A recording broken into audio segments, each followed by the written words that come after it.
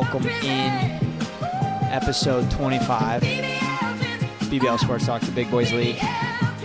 Got special guest Rebelette Ty back again. No Jet, no Stark tonight. It's going to be a quick one. Going to talk some NFL, some hockey for the first time ever, some NBA basketball, and I got a special interview at the end of the episode for you guys.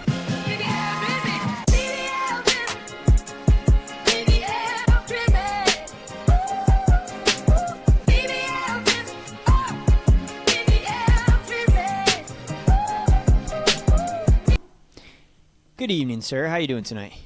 Hang in there, man. How are you?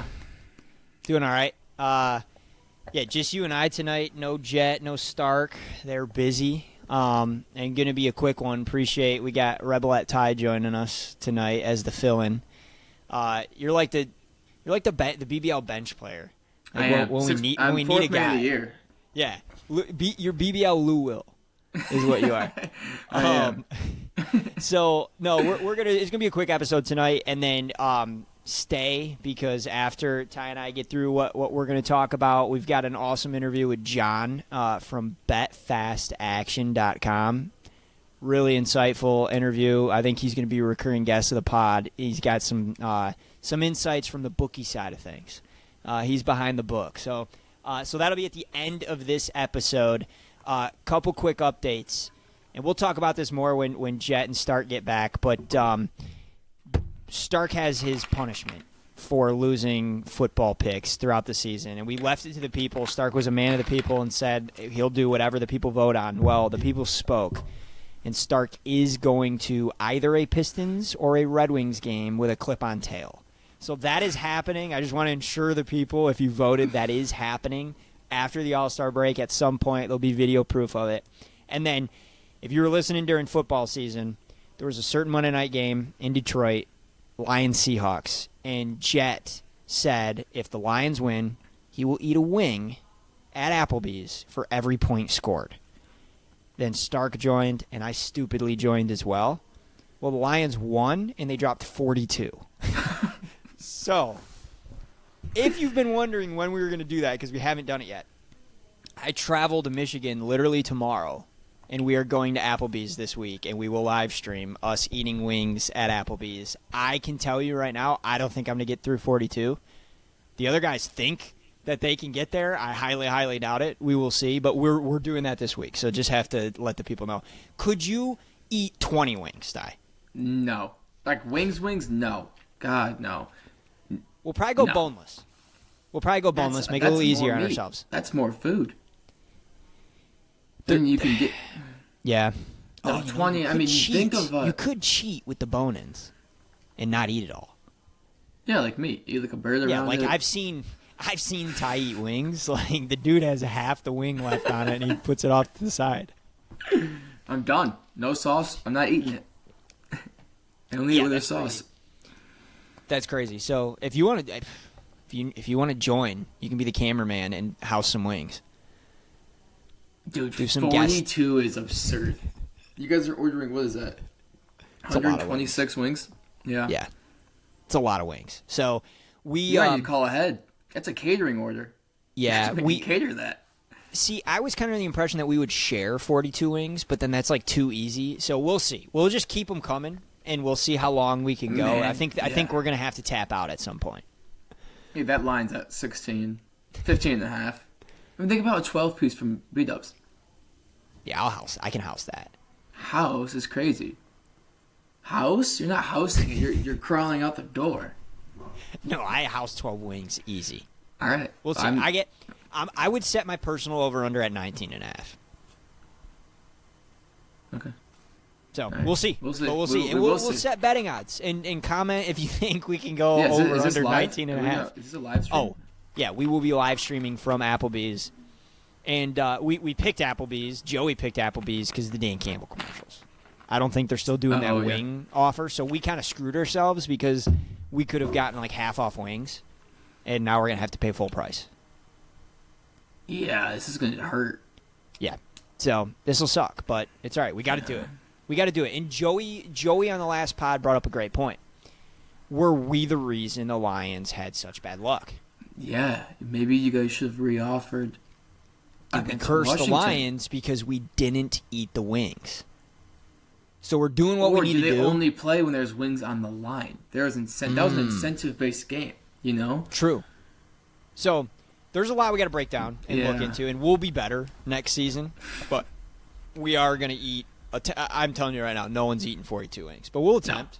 No. We'll get an attempt out there. We'll order half and see if we can finish those first. Yeah, I was going to say order them in increments, yeah. And then we'll go from there. But, all right, let's get into it. Let's talk some sports. Obama. First thing I want to talk about is a little bit of a rant. I have a feeling you're going to agree with me, but we'll see. So I did my absolute best. I tried to watch the NBA All-Star Game this weekend. The NBA All-Star Game has fallen so far off of a cliff. The dunk contest, nobody does it. Mac McClung, who's made like $120K in his career in the G League, is now three-peating in the dunk contest. You've got the three-point shootout. I don't really care about that. Then you have the actual All-Star Game. They switch the format up every year because it sucks, and it's no matter what they do, the players don't try. And here's my biggest frustration with it, because you see the same thing in the NFL, and I get it in the NFL, contact sport.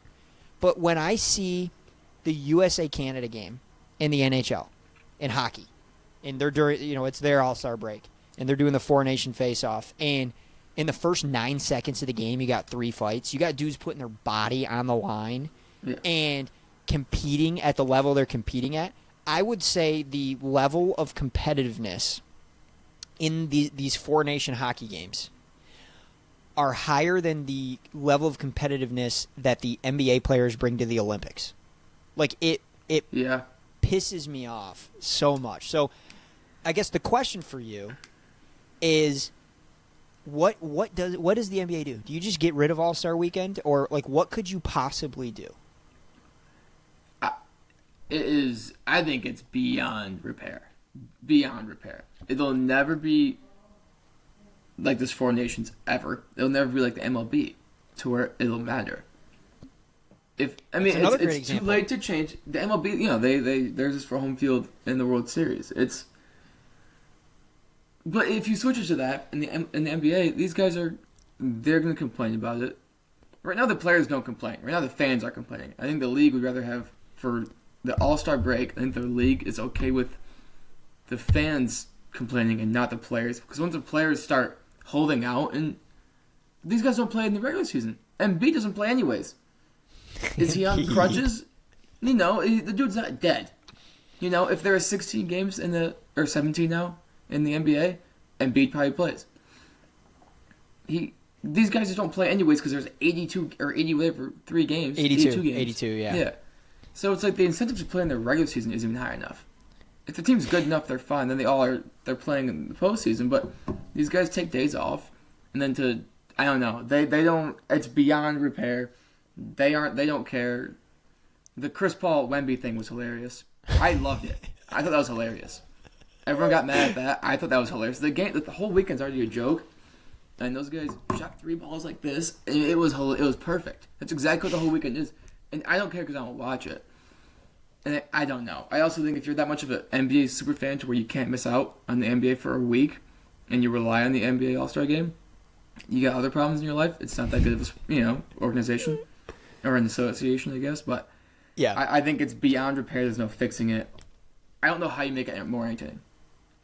I truly don't. Imagine when Steph Curry leaves. That game is done for. At least he's jacking from half court and making it. He's the one that's like... He won MVP. He won MVP last night, too. Because he's the one that... They're playing like it's a playground. He's the only one who can, like, jack things up like that and it look fun. When he's gone, we're in trouble. Big trouble. No, I agree. And I think, now, one thing you brought up that the players haven't started complaining yet. I don't know if you saw... Did you see Draymond's rant about it? So the new format this year, what they did is they had, 4 teams... But 3 of the teams were comprised of all-stars, and one of the teams was rookies, rising stars. Okay. And Draymond went off about how it's BS, that it's All-Star Weekend and we got rookies here. Like, the All-Star Weekend is supposed to be for the all-stars.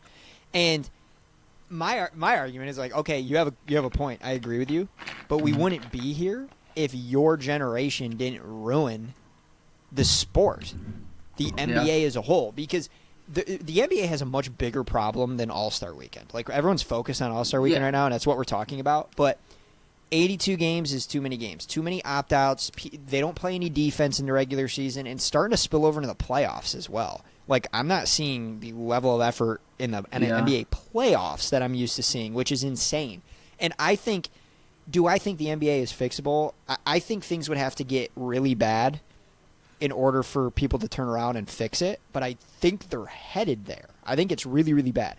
I do have a quick fix, potential quick fix for the NBA. Why do we start in October? The NBA opening day should be on Christmas Day. And they should play 50 games. Opening day, Christmas Day, and you play 50 games. It's not a bad idea at all. I mean, at all. I don't think it's possible. It's probably some broadcasting deals somewhere that, and money and all that. But, like, the idea of it is a good idea, Because the NBA, side note, Christmas Day has always been NBA. Now we got NFL on Christmas Day. But Christmas Day has always been NBA. And I don't care to watch the NBA until Christmas anyway. There's too much. It's football season. There's too much. I mean, I obviously watch it because I'm a sports fan, but I just think, I think that this is a much bigger issue. And then I think what really kind of puts it in the spotlight is when you see what's going on in the NHL, a contact sport, by the way. Yeah. High risk of injury, and the way that these dudes are playing in this four nations face-off, like, it pisses me off. I saw something earlier, and it's a good idea, but it would also be cartoonish. Is someone was comparing the four nations or NHL to NFL, and they're like, if you want to do something competitive for the Pro Bowl, it should be what's the only thing that those guys care about, like, outside of, like, professional football, like, they'll actually fight over, like, these guys fight for their countries in the NHL, and it's 100% like in the NFL. It's the guys it's where they go to college, and it's a great idea. They're like, if you make a Georgia team, an Alabama team, like an LSU, Ohio State, or Michigan, you get 4 or 5 teams out there. They have to be like 7-on-7. You obviously aren't getting a full O-line, and you're not going to tackle each other, but you can do like a 7-on-7, like they do in the camps. Like, that would be something to where they don't care about. Like, there's no incentive to win in the NBA. East West, no one cares. MLB there is. If there is a little bit of incentive in the NFL, it would be the schools those guys went to. Because that's what they care about. Those guys care about. They're like any other guy. They care about their college football. Or like conference. There's always the conference argument. Yeah, like you get you feel the SEC, ACC, Big Ten. Now that you've got 4 Power 4 conferences. And then Notre Dame gets their own team since they don't want to participate in joining the conference. Notre Dame doesn't even make the Pro Bowl. So we're good there. That's true, thank God. Ian Book, though, I think he has a ring, no? Didn't he end up in Philly this year? He was on the sideline with an iPad if he was. Yeah, I think he spent enough time on the roster that he did get a ring. I think he was practice squad. I don't think it's roster. I think it's salary. I think he's on salary. I'm not sure if he's roster. Yeah. I think he's just there. He's just there with the iPad. Yeah. Well, no, I think, that's a great idea on the Pro Bowl. And I think, going back to the NBA, I'm with you. I don't think it's fixable. I saw somebody throw out today, what if we copied the NHL and it was USA versus the world? Because you have so many foreign NBA players, and would they play for their country, USA versus the rest of the world? I still don't think they would. Think they would. No, because they don't care. These guys, it's a different types of athletes in those two sports, hockey and basketball. Like, those guys, different personalities. Do not care. If you give them $5 million each, if they win the game, I bet you they try a little harder, but they don't care. They don't care. Which is, and also back to your Draymond Green thing. Didn't he lose a 3-point contest to Kevin Hart last year? Yeah. Okay. He did. I don't want to hear his opinion anymore about All-Star Weekend. He's just bitter. He also went on the broadcast and guaranteed the Warriors win the championship this year. Okay, so Draymond's falling off. He has CTE. He's got something. Yeah, there's something going on. It's that Michigan State education. Exactly. That's what he's got. Yeah, exactly. He's got Starker called the green brain. Yeah, that's what he's got. Yeah, he's a problem. He's good, though. It sucks. I hate him.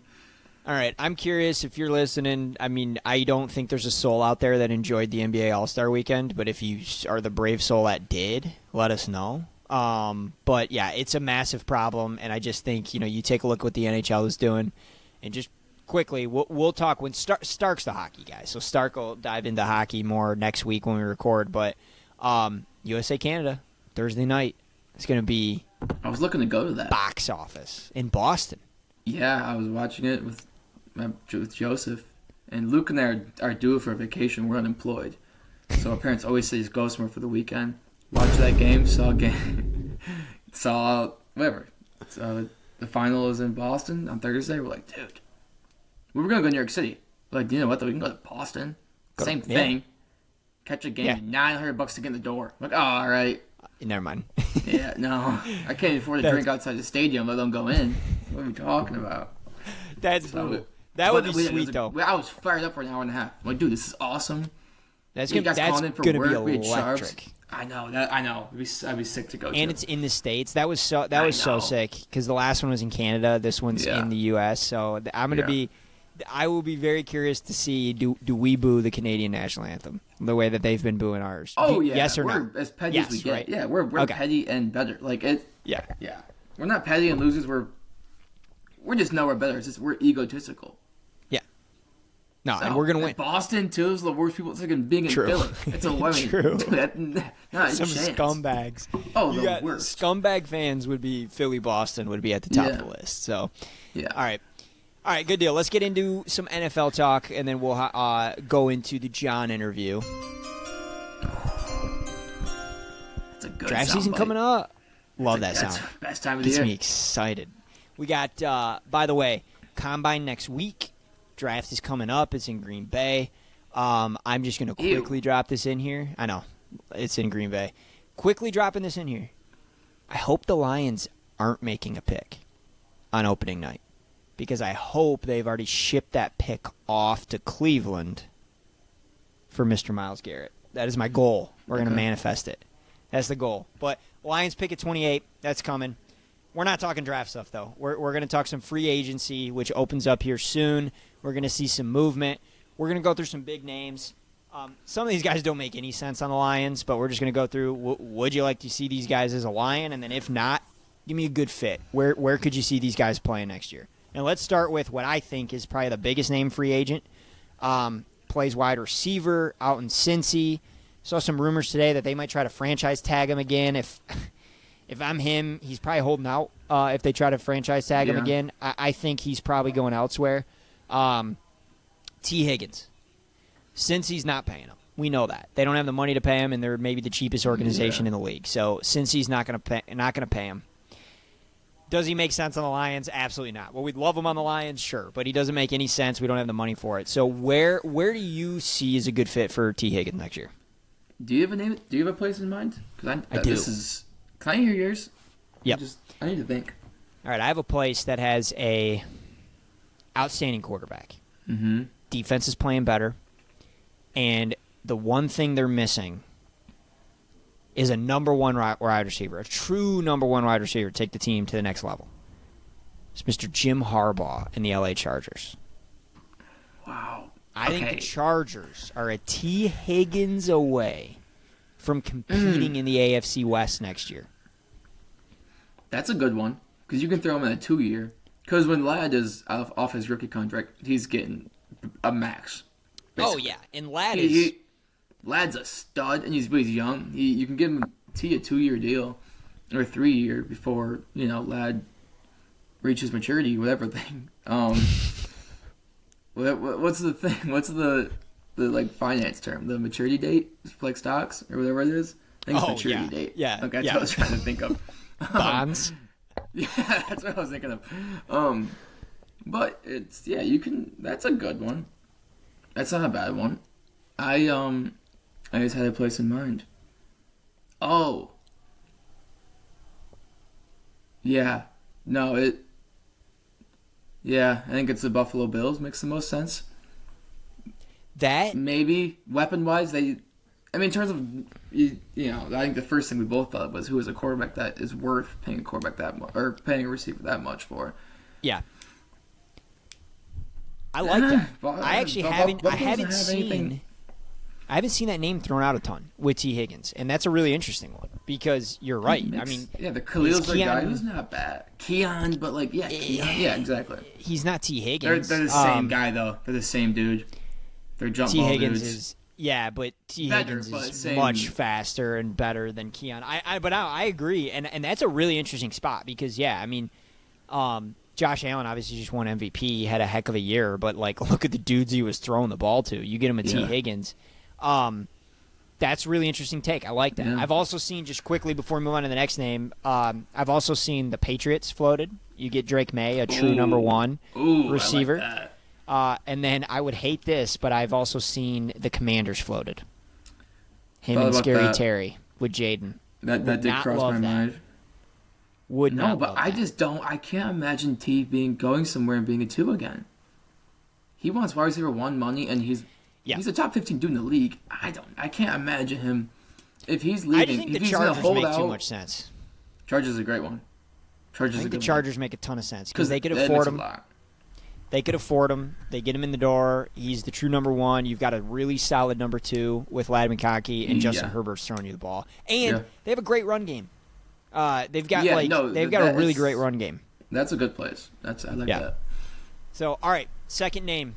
And this name I do think would be an awesome fit for the Lions. Khalil Mack. Veteran edge guy. He's not an every down guy, but he's a veteran pass rusher. Still very effective. Now here I'm going to give you my fear because I said I would love to see him as a Lion. Mm-hmm. Here's my fear though. He's not Myles Garrett, right? Obviously. No. Myles Garrett's the best edge in the NFL. Yeah. I just have this bad feeling that is going to be the big move of the offseason is we're going to pass on giving up the capital to go get Garrett, and instead we're going to sign Khalil Mack to some type of 2-year deal.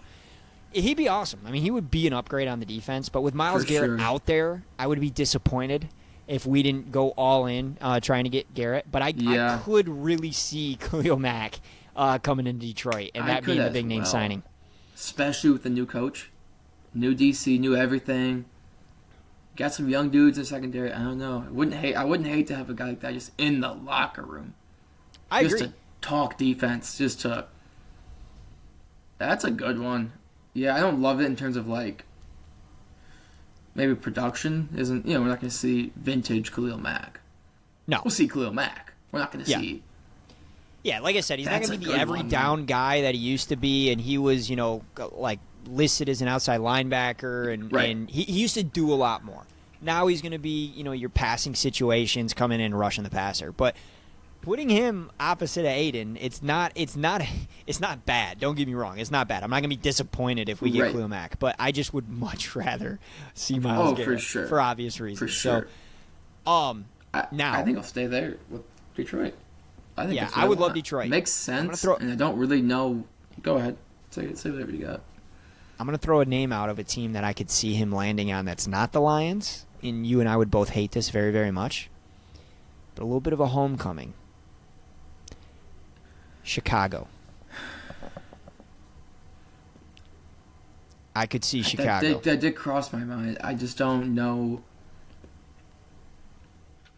Yeah, but then there's another guy. Yeah, I don't know. Maybe you're right. I just don't. It's so much harder for me to imagine guys on defense. Maybe because I know them less, but I'm trying to think. I just don't think I know personalities of these defensive guys. Offensive guys, I can see where they'd fit.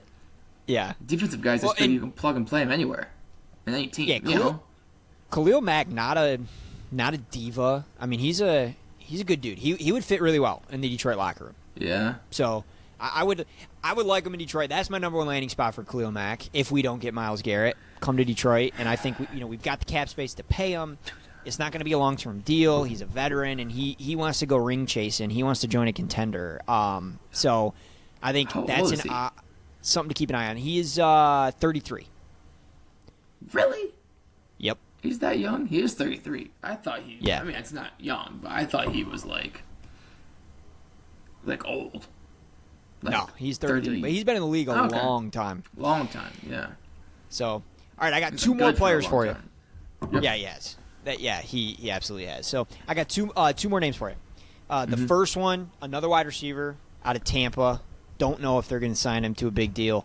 I doubt they do, actually. Chris Godwin.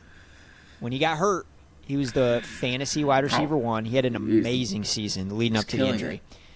It sucks, too, because he got hurt with 13 seconds left on the clock and in a game that they had no chance of winning, which sucks. So, all right, Chris Godwin.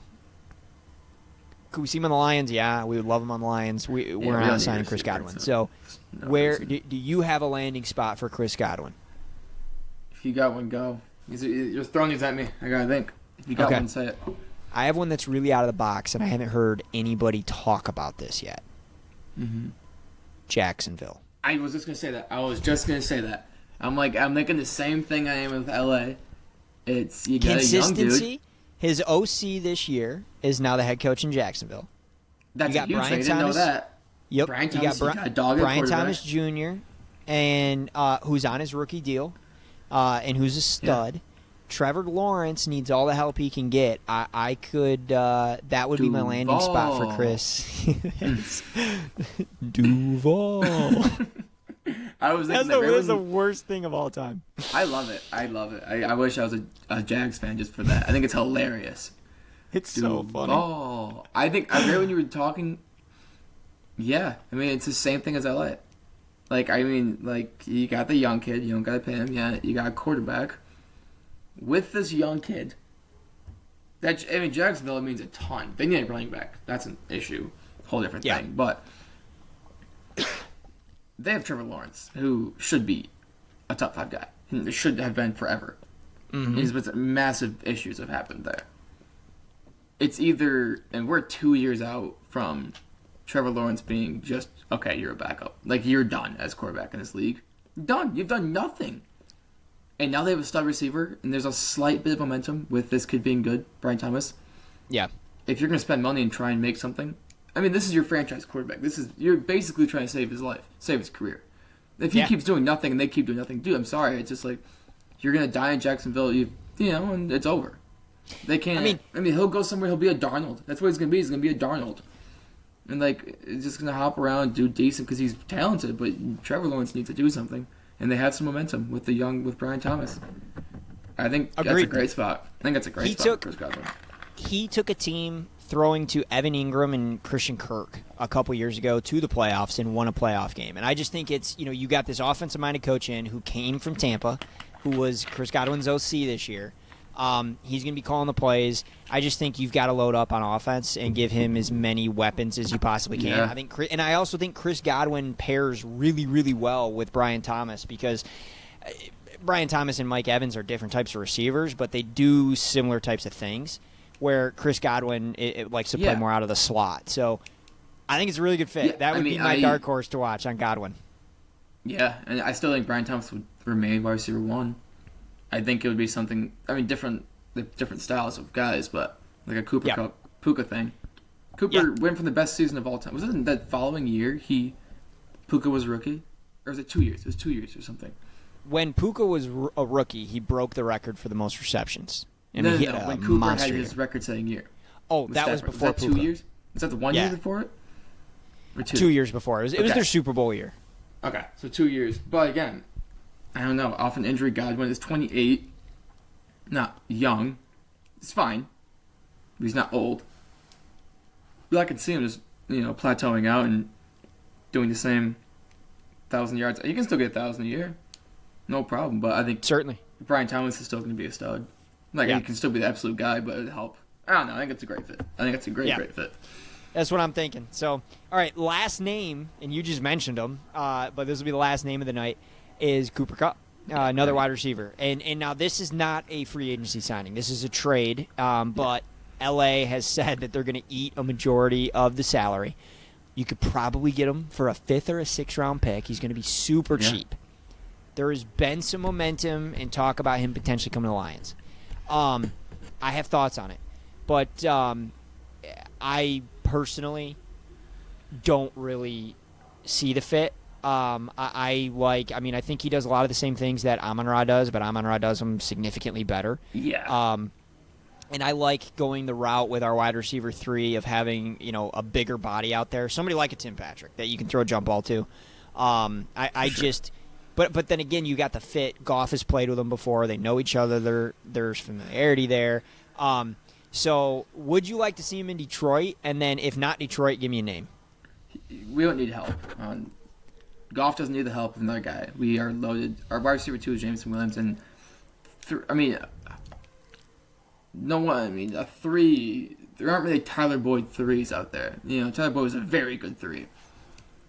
3 isn't that important. We have a combination of a Sam Laporta or a Tim Patrick, or there's a lot of guys that do their job well. We don't need a star. We also still have Khalif Raymond on the roster, by the way.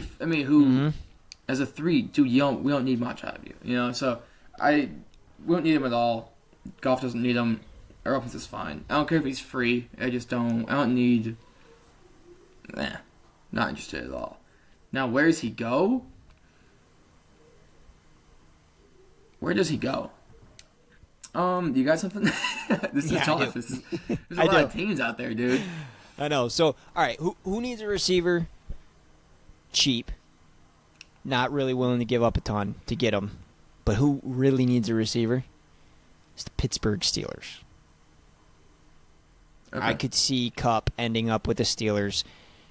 George Pickens gets a little bit of help on the receiver core. You got a veteran. That's a good one. Guy that can play the slot. You don't have to rely on Kelvin Austin anymore. Yeah. Or dude, they were throwing dudes out there. I'm like, are these computer generated names or are these legit human beings? Right. Some of the guys playing receiver for the Steelers this year. So I think the Steelers would be a great landing spot for him. Be a number 2 to George Pickens. Yeah, okay. I'm going the same direction I'm going with. But, not really. They're not a must-win now, actually. But something tells me Atlanta. Sure, you have Drake. Cooper's not going to be a 1. Shouldn't be a 1 really anywhere. He can play the slot. You got Penix. Now full swing Penix. Kyle Pitts. Preseason Kyle Pitts. We have hypothetical Pitts. we have draft board Kyle Pitts. When you look at him like, gosh, dude, this could be the year. And Pitts is still there. No way. This could be the year. It could be the year. But, you can throw the ball anywhere around Cooper. Yeah. That's a really good one. I think get Penix some help. Really I like that. Going. Really get Penix hitting a stride. Drake London's a beast. He will be a beast. But it's essentially, I don't know. Someone who's going to catch the ball. Little Edelman, little Amendola. He's at the point now. He's not, let him just go catch the ball. I like that. I like that one. Yeah. Just to get Penix full confidence because he has his interception issues. But Duke can sling it. Yeah. No, I really like that one. I did not think about that much, the Falcons. So, all right, well, good deal. I appreciate you hopping on and running through this. We'll check back on this. Free agency opens up in a couple of weeks, and we'll see some signings. So I have to do some receipts and see how many we got right, wrong, were we on the right path. I bet we don't even get a single one right. So we'll see. We both were the same page on Khalil, right? Yeah, Detroit. And then I said not Detroit, Chicago, but I'd hate to see that. So. But no, we'll revisit this, and then for the listeners out there, we are going to cut now to my interview with John from BetFastAction.com. Learn a little bit about his story. He got caught up in some legal trouble in the early days of his book, but he's back on his feet. Really, really exciting conversation. So we'll cut into that now, and we'll see you guys next week. All right, welcome in, everybody. Really, really excited. Got a special guest on. Going to be talking with about some sports and some sports gambling today. I got John from BetFast Action, BetFastAction.com on. John, really, really excited to talk with you. Appreciate the time tonight. Very excited. Very, very excited also to speak with you young. I would look forward to meeting all three of you, but maybe I can meet your other two guys again some other time. Hopefully I get the chance. For sure. I think this will be a recurring thing. We'll bring you back on as we got sports to talk and we got gambling to talk. As long as I don't embarrass you too much with my elder statesmanship. No. You're a young lad, very young. So, but let's kick it off here. We ask every guest that comes on here, who are your teams? What teams are you big fans of? Oh, now I know I'm not coming back on. Okay, where do you want to start? Give me a league. Let's start in the NFL. Oh, why are you going to start there? Dallas Cowboys. Oh no, John. I told you I'm already kicked off. No, John. That's all right. Close No, me that's all down, right. shut me down, delete, block everything. I know. No, I'm just messing with you. Hey, we uh It's we bad. It we're is Lions bad. fans. We got the best of you this year. I there's a part of me that feels bad. Not really, but a part of me that feels And you bad know for what? you. I had fun rooting for your boys this year. They're fun to watch. Yeah. And I got so mad when your offensive coordinator, what the hell did he went to the Bears? Ben Johnson. When he left like that, like within hours after losing that game. I mean, how are you in the locker room with your boys that you just lost that gut wrenching game after having that big of a year, and then you're like, okay, and then you just leave the locker room and then you never even see anybody ever again? That bothered me. It I really agree. genuinely bothered me. Like, Yeah. do you guys have a hate for him now? Yeah, so we've talked about this quite a bit on the show since that game, and I wouldn't call it a hate, but very frustrating. Where we had these 3 amazing years with Ben Johnson calling the plays in Detroit, but forever will be burned in my memory that his final game was the worst game he's called as a coach. And then within 24 hours, he's in Chicago and already has a coaching staff assembled, and so it's gonna. I wouldn't go as far as saying hate, but he's definitely not as liked. He's I leaving hate him, and I'm Detroit. not a Detroit fan. Yeah, it's I mean, it is he frustrating. walked into the Bears building. He walked into their. This is the only place I've ever wanted to be. My family and I, it's all we knew we were going to be here. That's all we thought about. We wanted to be here forever. I mean, like you just said, after that game and after that season, and then like you said, he has the worst game on the last game. Where was his head? Was his heart even there? That's That's just what I'm that. asking. The, That's what the, I'm asking. the brevity, I mean, the quickness that he did it with. I mean, I understand you want to be a head coach. Everybody wants to be a head coach. You want to make that money. Big gig. So he takes the job. I understand, but 24 hours after? I know. I can see 24 hours, even if they won the Super Bowl, 24 hours after that, okay. But after the worst, when you're expecting to go somewhere, then you have that gut wrench of a loss at home in Yeah. front of your fans after the season you had. You got to figure that there's heartbreak in that locker room. Oh yeah. Yeah, I And think. that bothers me a lot, as you can tell. Yeah. Well, I appreciate it. Us Lions fans appreciate it because we don't get to celebrate a whole lot in Detroit Correct. as Lions fans, and it was the best regular season they've ever had to get the 1 seed, host the NFC Championship game hopefully, and then for them to go out like that, yeah, we've talked about it quite a bit on here. It hurts.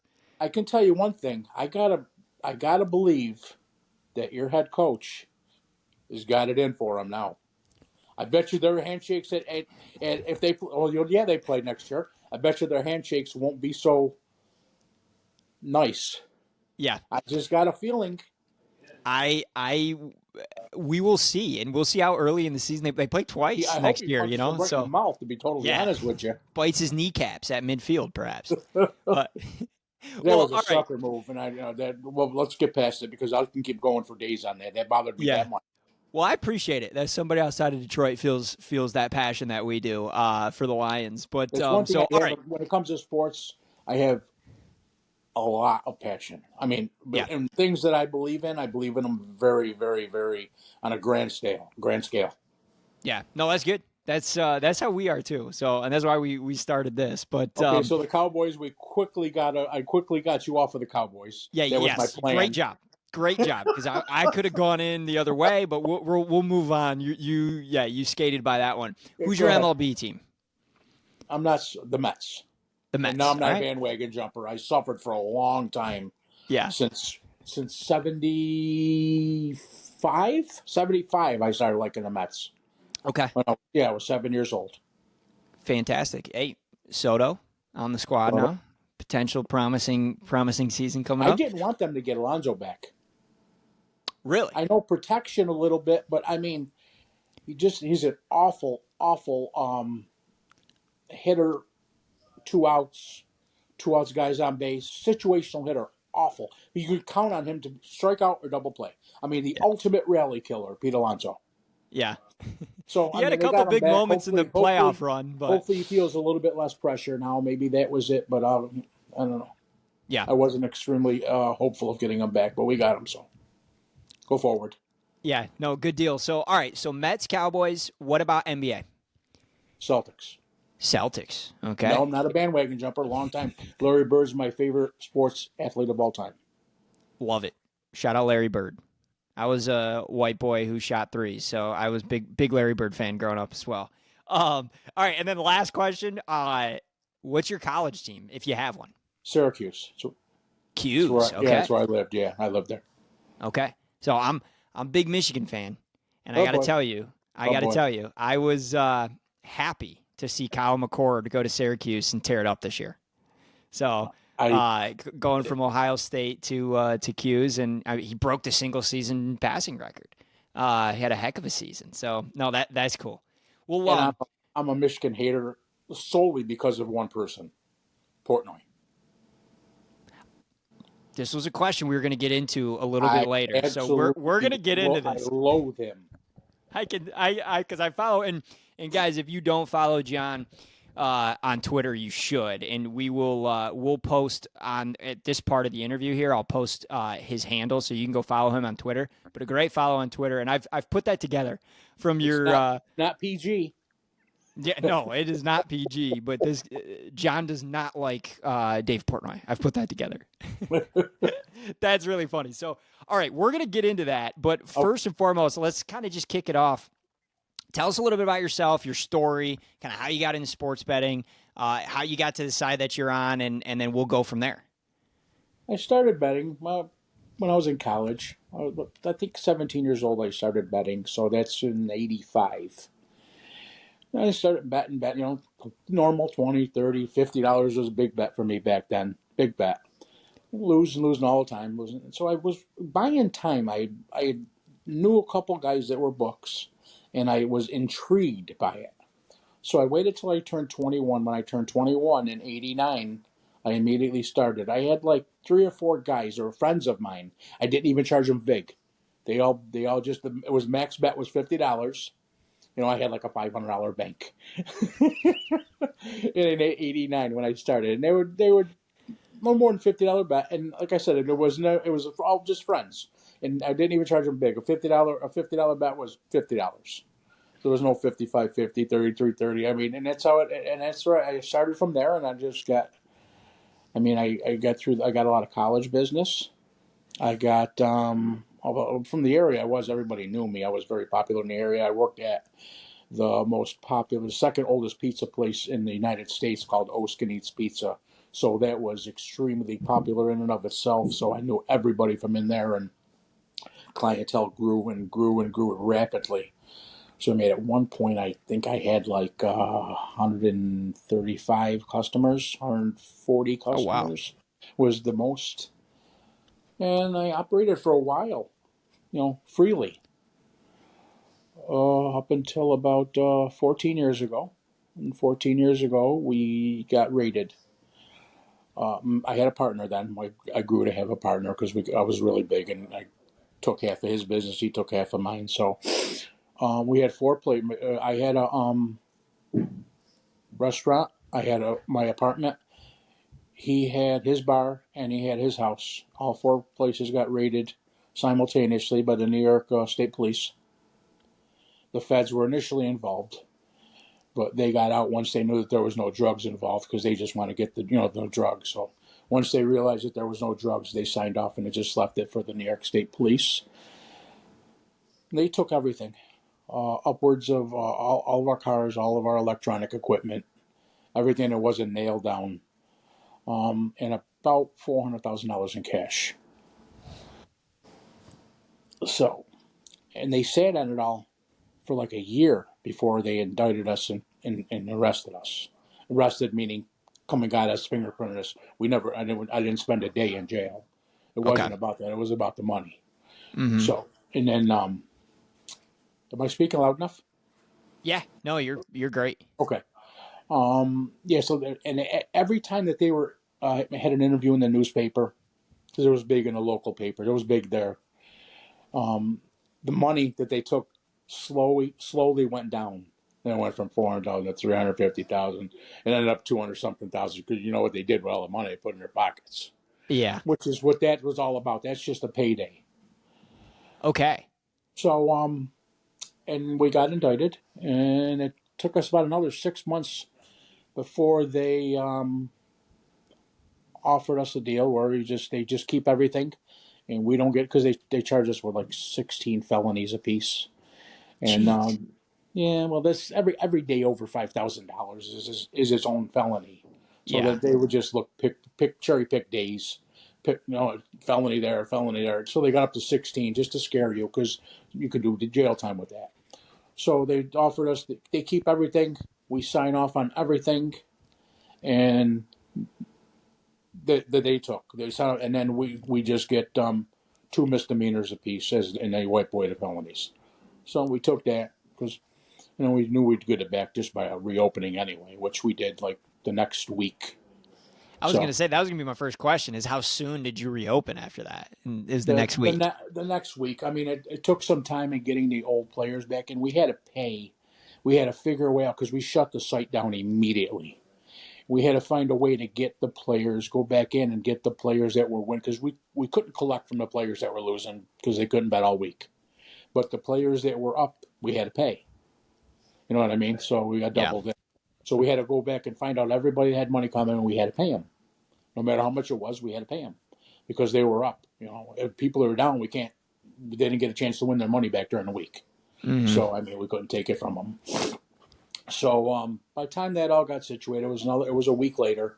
We opened back up. That was like a year and a week later after the indictment. The raid. The raid. So we opened back up and been open since. Business is And booming. I moved down to Florida eventually because my ex moved down with my son, and I couldn't let him grow up without his dad. So Certainly. I moved down here, down the Gulf Coast, and that's where I am now. I travel back and forth to Vegas most of the time. Like I'm used before COVID hit, I was in Vegas half the year. Very cool. Well, yeah, one thing. So I know we live in two different worlds now, right? Where now versus then. So now sports betting is bigger than it's ever been, and it's legal in most states. And it is. There's a lot of books and options out there. And I imagine 15 years ago, it's probably really tough to find a book that you could sports bet with. A credit book, yeah. Mm-hmm. So, and at that point in time, you did not have statewide sports betting legal in New York, I'm guessing, right? No, not even but remotely. Now it is. No, now it is, yes.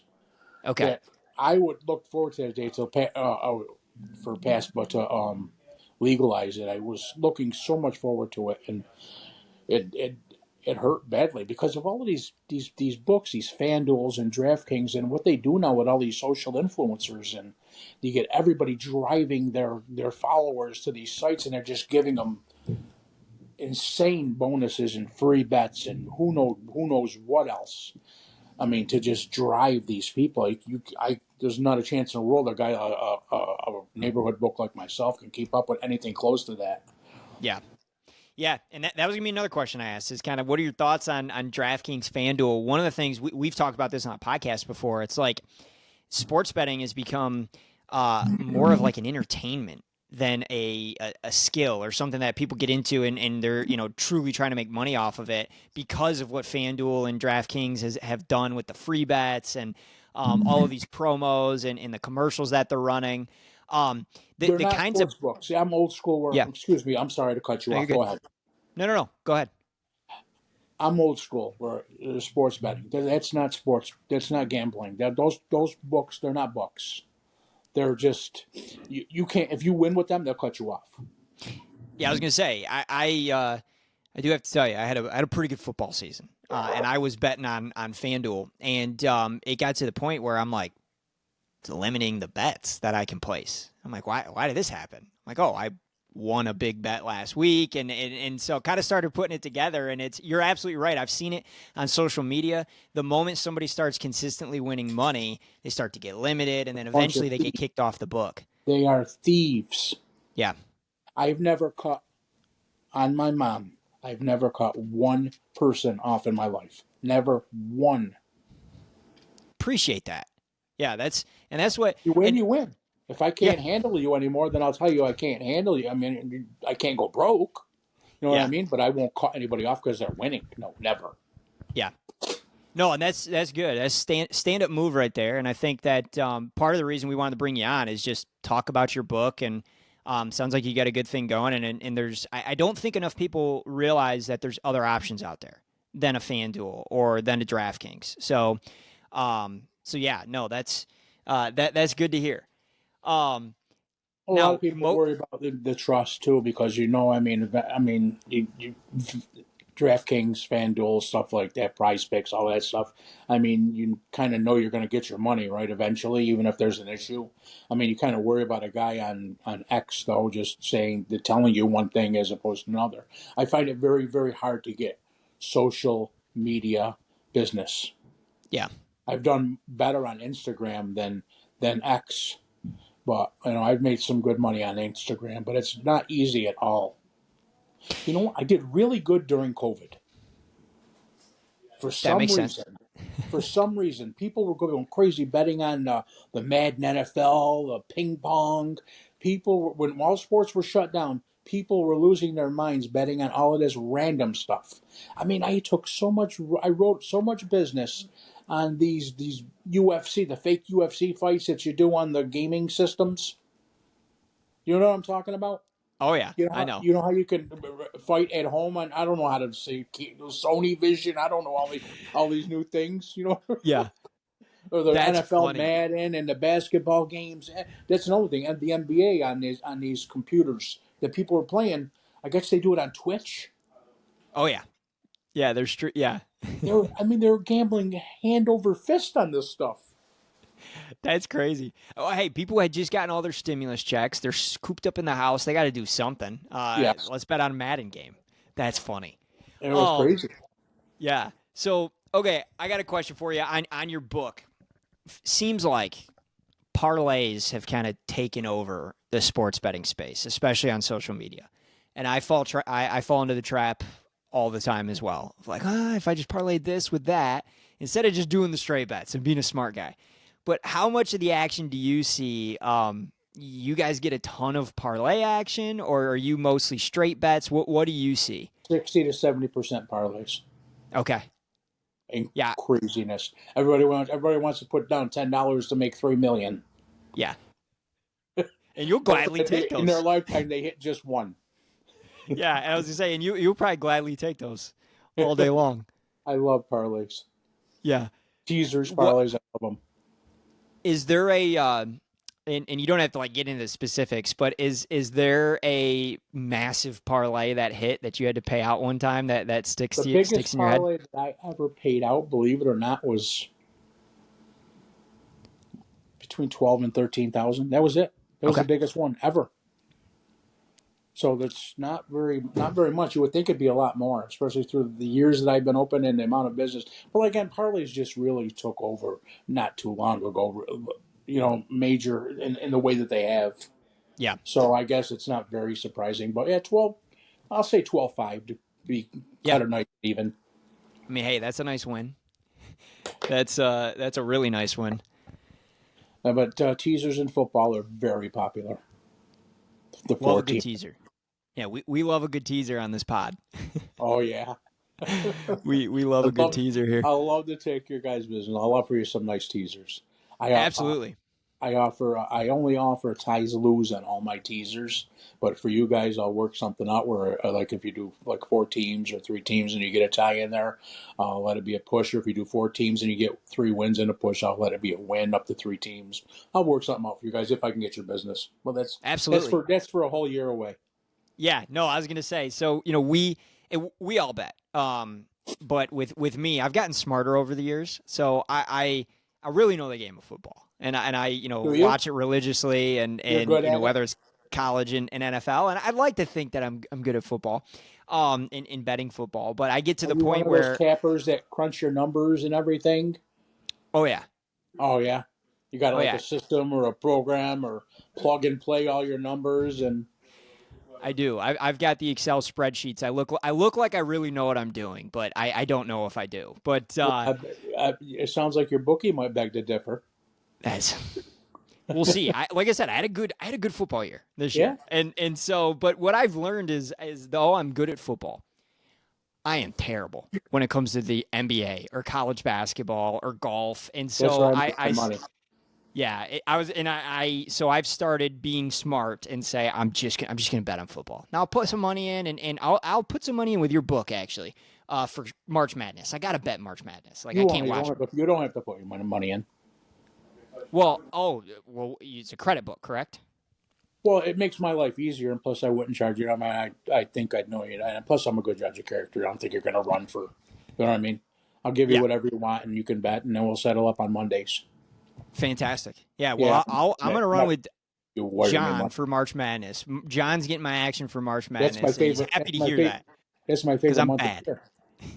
I imagine. Yeah, I imagine I, it is. um, I hate like you just said. You're big. You've won in the NFL. It's my worst sport, the NFL, by far. Yeah. I don't know why. I could never pick them. That's see, I would here would be the argument from the better side. And I don't even know if there's any truth to this, but I so religiously watch the NFL. I know that game in and out. I know the depth charts. I know who's injured. I know who plays well on the road. Like these are people get so deep into the NFL that and there's a lot of people out there that are really bad. But if you know what you're looking for and the right things, I feel like I don't want to say it's easy because it's not. But to me, when I'm looking at the NFL board on a Sunday, it's so much clearer than when I'm looking at college basketball on a Saturday because I don't follow it the Okay, now same what way about that I follow college? the You NFL. bet college football? I do. You have the same success. Yes and no. If I stick with what I know, yes. When I try to get out of myself Comfort zone. yeah, and that's when it's no. And I think what it comes down to is in the NFL, you got 32 teams in the NFL. So like I Yeah, said, I know these yeah. teams inside and out. In college The amount of games. football, I got you. you've got That's where hundreds. we And hang so our hat by on the amount of games. Yeah. yeah, so that's my theory. I don't know if it's true, but Can we'll you see. make But I tell money? you what, Go ahead. we will get some BBL action going for March Madness on your book, Sweet, 1,000%. sweet. Same offer, same for your buddies there too. They don't have to send any money. Whatever you Fantastic. guys want, just let me know. Can you make money in the NFL betting favorites, and overs? This year was a heck of a year for favorites, so I would say yes. But the public is always on the favorites. The public loves the favorites. I would always hang my hat on bet the favorites, bet the overs. The bookie's going to win, right? And that's all anybody bets in the NFL is favorites and overs. And I've been getting killed for probably the last 7 years. So, and I mean, you felt it, but I know I read a stat towards the end of the NFL season that favorites won, and covered more than I believe any season. And since they've been tracking gambling data, favorites just ran away with it this year. So the public had a great NFL season. And maybe that's why I did so good because I'm betting what the public's betting sometimes. But yeah, I do know favorites and overs were very popular this season. They hit quite a bit. Do you do fantasy at all? I do. I tell you Like what, bet with these sports players, betting, like picks and stuff. You bet the points over, under, rushing yards, stuff like that. yeah. So I've got I do some fantasy football, but with sports betting becoming legal, I've started to do less and less of it. But then, when I'm building a parlay on game day, it's a lot of player props, over on yards, under on points scored if it's a basketball game, that type of thing. So yeah, I get into that. That is going to become, mark my words, a major issue in the not too distant future. I agree. And It's going to become a major issue. so we've got a story close to home. With the BBL podcast, Eastern Michigan basketball. I don't know if you saw this, but they're under investigation. Hurons? No, they're the Eagles now. Weren't they used to be the Hurons? They used to be the Hurons, yes, and they're I'm the a Eagles college now. basketball nickname guru. Okay, I love it. Yeah, and I wish they were still the Hurons, but they're the Eagles now. Okay. But they are under investigation for purposely throwing games. They had I some did hear that. weird action with their games and the point spreads, and I think I live in Pennsylvania right now, although I'm from Michigan. In the state of Michigan, you can bet college athletes over under on yards and points scored and player props. Pennsylvania does not allow that. And although I want to bet as much as I can, I agree with Pennsylvania's decision on this because, to your point, like an NBA player, he's going to need some big time money to throw a game. These college athletes that don't go to a big school, that don't make a lot of money, if they can make more money, throwing a game, faking an injury and cashing out on a bet for somebody, I think it's a slippery slope. I think it's dangerous with these college athletes. Can you bet on college athletes props? In some states, yep. Oh, that's a state prerogative. State by state thing, yeah. Oh, okay. Because I said out here you can't. Down Yep. here you can't. Yeah, you can't in Pennsylvania either. You can in the state of Michigan, though. Oh, okay. So I didn't know that there was. See, that's something I did not know. I knew you could with the pros. I noticed, but I see a lot of people online talking about somebody from Ohio State's receptions over. I'm like, where do you see that? And then now that I come, okay, now I understand. Yeah. I did not know. And again, I think that's where you get that slippery slope. I don't think it's a good idea to do that with these college athletes. Even a bigger problem. Yeah. I talk about throwing games, let alone throwing games. Now you're talking about individual props from college kids? Yeah. Wow. Completely agree. So, we'll all right, I know we're getting short on time here, and just again to remind everybody, and so everybody knows, this is not going to be the last time we have John on as we move into some of these big events, over the summer, and especially as we get into football season. We'll be bringing you back on the show, kind of get some ideas on what type of action you're seeing and things that our listeners should keep an eye on. But we're getting really close. Spring training's kicking off this week. We're getting really close to the MLB season. So I wanted to ask you before we got off here. Yes. Give us one or two sleeper teams that you're watching in the MLB this season. Tigers. Before I even started talking to you, I have my eye on the Tigers. I haven't looked at their odds, but I can't imagine with the Yankees and now the Red Sox making big moves. And the Astros, even though the Astros aren't going to be as good, but I just like Detroit. I mean, I like Detroit. And if I want to go to the National League, I'm going to go with, who's going to have a good, they're not going to they might not make the playoffs, but they're going to be better than everybody thinks, the Nationals. They're not, they're not talking about going to the playoffs or winning a World Series, but they're going to be tough. Yeah. They got a good young team. And nobody's going to want to play them, especially coming down to the stretch at the end of the year, and nobody's going to want any part of that team.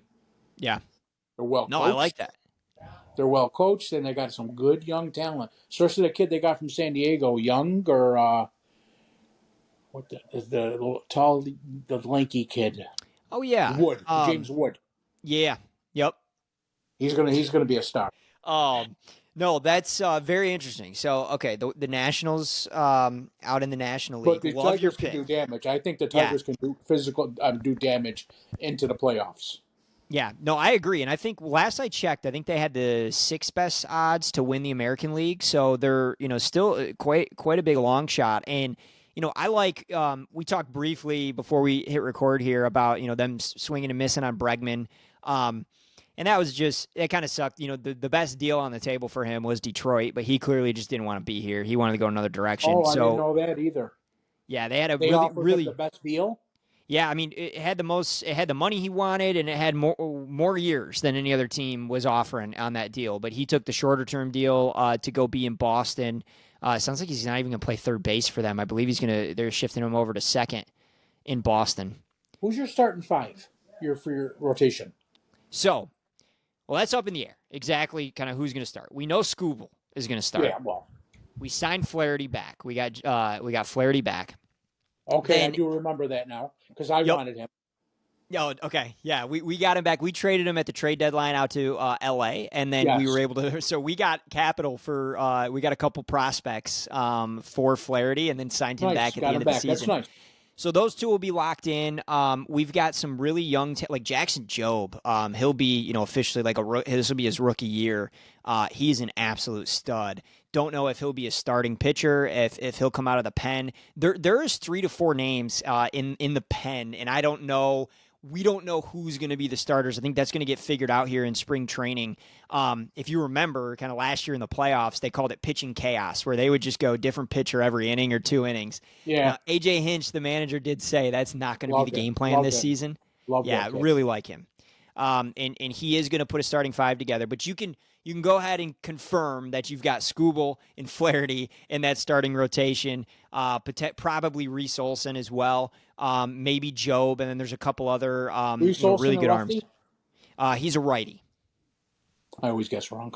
Only 2 guesses. I always guess wrong. Say yeah, you got 1 or 2, but Dombrowski's your GM? no. Scott he? Harris. Scott Harris is our GM now. Was Dombrowski recently your GM? Dombrowski was the GM when we had all those awesome teams in the late 2000s into the 2010s. Took us to a couple World Series. Yeah, and then he went and won a World Series in Boston afterwards. So, and where is he at right now? Dombrowski's elsewhere right now. I don't know the exact team, but yeah, Dombrowski. I liked him. I mean, obviously, he took us to a couple World Series. We could never get over the hump and win one, but yeah, he was overall mixed feelings about him here in Detroit, but overall good. Okay. So, and now you're still owned by the family that owns the pizza place. The Elliches, correct? Correct. Little Caesars. What is it? Pizza. Hang on, let me get it. That pizza that makes it really quick and $5. Little Caesars. Little Caesars. Yep, that's they got the Caesars Casino. Do they own the casino too? I don't believe so. I don't think there's any relation there. Okay. All right. I'll stop bothering you, but I can talk too much because no. Sports. All good. And I really appreciate you hopping on. And it was, kind of cool to hear your buddies next. Maybe if you do let me come on again, give me the honor of coming on again. Maybe I can meet your 2 pals and we can have a little bit longer conversation between the 4 of us. Maybe. For sure. And definitely we'll make that happen. And Joey's out sick and Stark's working, so we will make that happen. This will not be the last time that we've got you on the show, John.